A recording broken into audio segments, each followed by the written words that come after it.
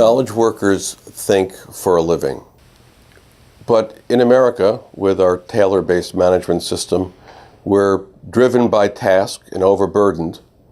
So when do we find time to think?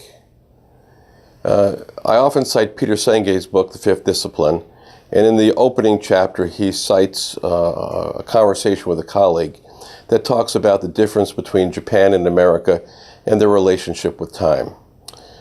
In Japan, there's respect for thinking, and they see time as a friend, and they use the time constructively. In America, overburdened, we see time counting down as the enemy, and we hurry through our activities and hurry through our days.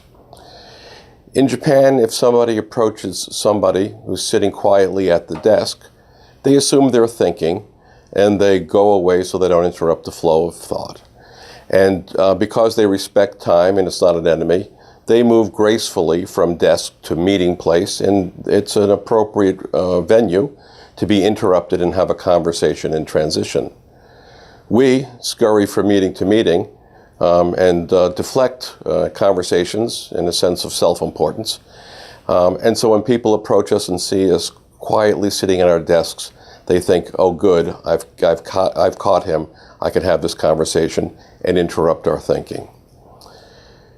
The Japanese thinking includes a concept called Hansei, which is generally translated as reflection, but is really a critical self-analysis, looking at their own behaviors and their own thoughts, their own actions, and determining if there's any of those that should be improved.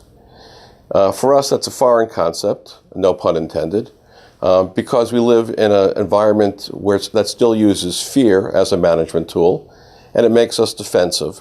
And when we're defensive, we're forced to focus out there. The Japanese system is based upon Deming, and it promotes thinking and reflection, and those are the basis of learning. And what is more important in a knowledge worker environment than learning? Think about it, if you can find the time.